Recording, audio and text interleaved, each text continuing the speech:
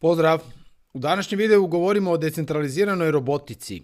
To je jedno novo područje u kojem se prepliću roboti, artificial intelligence, odnosno umjetna inteligencija i blockchain. Svjedočimo jednom boomu nastanka robota i u smislu humanoidnih robota koji će raditi neke kućanske poslove ili raditi negdje nešto u tvornicama i u smislu robota samovozećih auta ili dronova za dostavu i industrijskih nekakvih robota. Sve to je jedna nova niša koja se zapravo sastoji od nekakve tri komponente. Jedna je hardware, to su ti roboti koji su u fizičkom svijetu. Imamo i umjetnu inteligenciju koja ih pogoni. I onda imamo još jedan sloj, a to je blockchain, a blockchain im treba za plaćanja. I tu se sad rađa jedno cijelo novo područje koje nastaje, koje se zove D-Robotics, odnosno decentralizirana robotika, gdje firme stavljaju zapravo tim svim svojim robotima nekakve digitalne identitete, stavljaju im novčanike, rade smart kontrakte i omogućuju da ti roboti međusobno rade interakciju. Današnji platežni sustav bi to teško mogao podnijeti jer bit će potrebno milijarde transakcija u sekundi gdje će robot obavljati neke radnje, za njih će plaćati ili će biti plaćen za obavljanje nekih radnji i radit će interakciju s drugim robotima i to potpuno samostalno bez upliva ljudi na blockchainu. Blockchain je zgodan zato što mu pruža da može imati wallet, da ne mora imati interakciju treće strane, da ne mora sve ići preko nekakvih bankovnih sustava kao danas koji su tromi i spori. Ovo se sve događa u sekundi, plaćanja idu samostalno i sad na temelju toga nastaju cijeli novi ekosustavi i nove firme koje se bave time i razvijaju infrastrukturu da to uopće bude moguće. Ja ću vam ovdje sad pokazati jedno 5 projekata koje sam našao koji se bave razvojem takve infrastrukture u tom području, svaki u nekom svom segmentu, pa ćemo proći jednog po jednog da vidimo šta oni rade i šta je tu zanimljivo.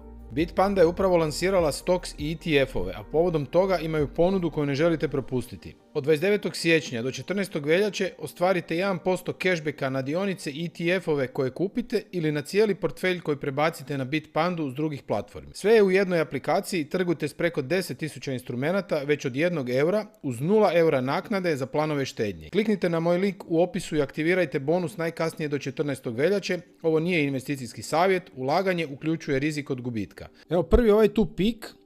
To je poseban blockchain koji je razvijen samo za plaćanja mašina, odnosno robota jednog između drugog. Znači on je L1, takozvani Layer 1, znači potpuno novi blockchain.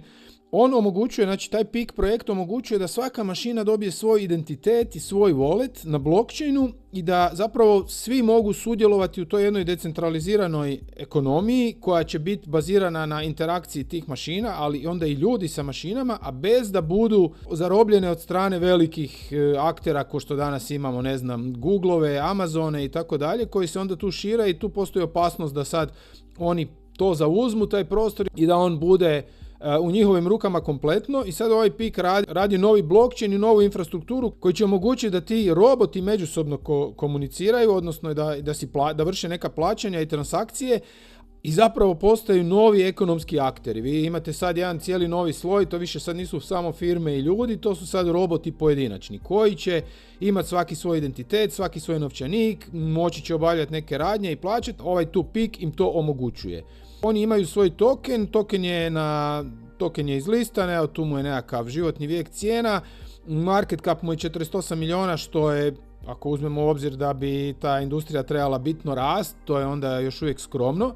Naravno, ništa vam ne savjetujem da ulažete, samo evo kažem ono što primjećujem i da vas educiram o tome. Tu ima markets gdje ga se može kupiti. Njega se spominje često kao jednog od predvodnika te nove decentralizirane ekonomije i kao jednog od važnih projekata unutar te nove cijele niše. Već je postigao neku trakciju, već postoje i aplikacije koje su već na njemu izgrađene i tako dalje. Tako da je PIK jedan od sigurno onih koji treba u ovoj niši koji bi mogao nešto značajno napraviti u budućnosti. Drugi je Geodnet, on rješava jedan drugi problem. On rješava problem pozicioniranja, odnosno GPS-a, kao što ga znamo do sada. Mi znamo da je tradicionalni GPS, on je super za, Google karte ili tako nešto, ali njegova preciznost ne ide na više od metra, on u par metara može promašiti.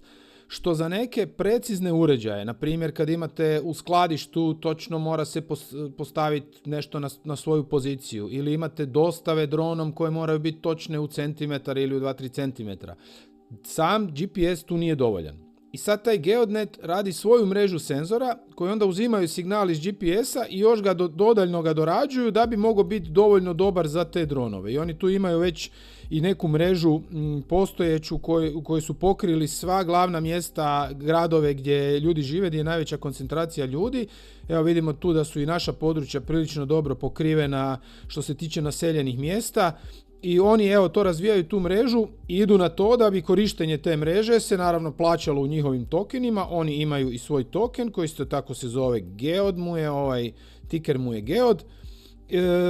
Evo tu je nekakva cijena, on je isto na relativno skromnom market capu od $65 milijuna i možete ga dobiti, možete ga kupiti na ovim tu marketsima, evo čak i Maxi kao jedan od možda većih, Gate.io i tak dalje. Mislim da su sad prešli na Solanu, koliko sam uspio shvatiti. Već rade, već su u stvarnom svijetu, već su prisutni u 155 zemalja, imaju neki promet, već ih ljudi koriste i već nekakve novce zarađuju. Tako da je taj projekt, mislim da bi moglo nešto biti od toga svega, jer evo, ako nude tako vrijedne podatke kao što su to pozicioniranje do u centimetar, nije teško zamisliti da bi se onda i njihovi podaci mogli početi masovnije koristiti i da bi onda i token mogao dobro proći. Tako da se na njihovim stranicama možete informirati još više o samom radu tokena i kakva je to tokenomija i šta se tu može očekivati.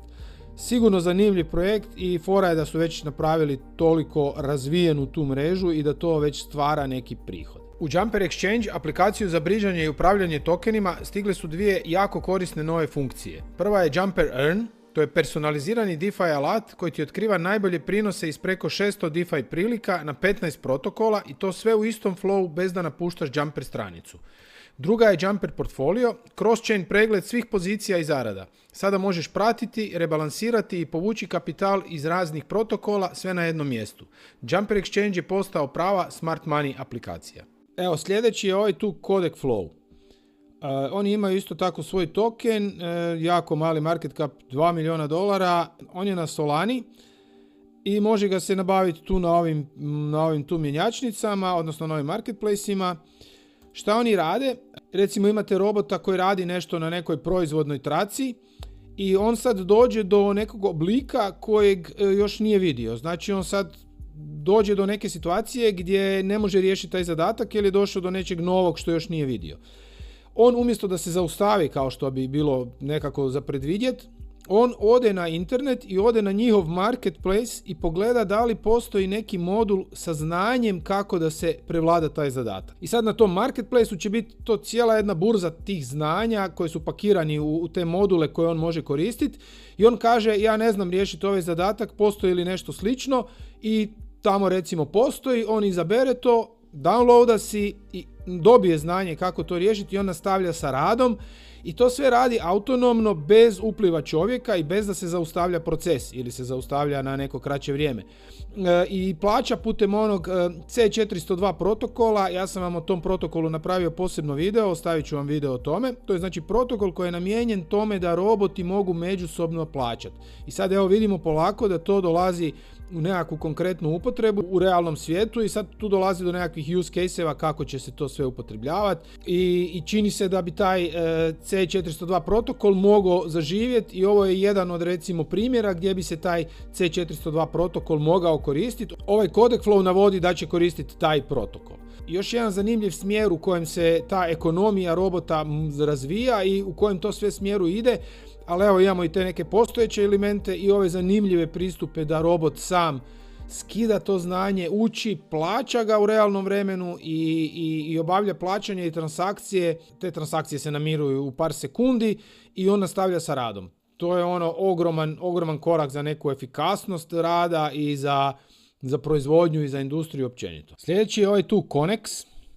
To je isto neka slična priča. Uglavnom, oni razvijaju sustav gdje bi rad robota bio kao neka likvidnost i onda bi se taj rad robota mogao monetizirati i staviti na tržište na način da vi sad recimo imate neku firmu koja upravlja dalekovodima i neki AI tamo to koristi i sad tom AI treba snimka sa dronom da ode pogledat pojedini dalekovod. On nema naravno sad svog drona na raspolaganju i onda on dođe na Connex, tamo unajmi drona koji mu odradi taj posao i za to mu onda plati adekvatno i to sve ide preko blockchaina, sve ide decentralizirano i tu se razvija jedna cijela nova ekonomija. Vidimo sada da se tu preklapaju neke stvari sa ovim drugim projektima, pretpostavljam kako još industrija nije sazrela, tek će se iznjedriti neki industrijski standardi ili nešto što će neka platforma koja će zavladati, ali evo do tada imamo tu par tih zanimljivih rješenja. Taj Connex je još uvijek u nekoj testnoj fazi, odnosno on vam čak nudi, nema još token vani, on vam nudi da neke poince, znači da možete farmat neke tu bodove, spojite Twitter, odete u njihov Discord, tweetate i tako dalje i onda dobijate neke poince i tu sad imate ovaj leaderboard koji je najviše poinca do sad osvojio. I naravno možete onda se nadati nekom airdropu. Ja ne znam sad točno šta bi to moglo biti, koliko bi to moglo biti i kada, ali tu na svojim stranicama navode da možete skupljati te bodove i da se možete nadati airdropu. To je taj Connex. Evo isto imaju sad taj testnet gdje se onda tu testiraju i sad vjerojatno sudjelovanje u tom testnetu vam isto onda donosi neke benefite. Tako da vrijedno bi bilo pogledat, malo proučiti šta se tu događa, ali isto imaju jedan zanimljiv pristup i evo vidim da ih tu prati 180.000 ljudi, nije malo. Dakle, isto su jedan od zapaženih igrača u tom novom prostoru robota, plaćanja i svega o čemu smo do sad pričali. Konačno imamo ovaj tu X Machina. Oni rade na tome da decentraliziraju pristup investicijama u tu novu humanoidnu robotiku. Znači oni kupuju kroz svoj DAO, DAO je njihova decentralizirana autonomna organizacija i sad oni kupuju udjele u kompanijama koje se bave tom AI robotikom i AI sustavima i onda oni kroz svoj DAO to omogućuju da ljudi sudjeluju u tome koji nemaju pristup tim dionicama, da onda to na neki način demokratiziraju i da onda i mali ulagači mogu kroz tu njihovu decentraliziranu organizaciju sudjelovati u tom marketu, u toj industriji, odnosno da mogu sudjelovati i investirati u tu industriju.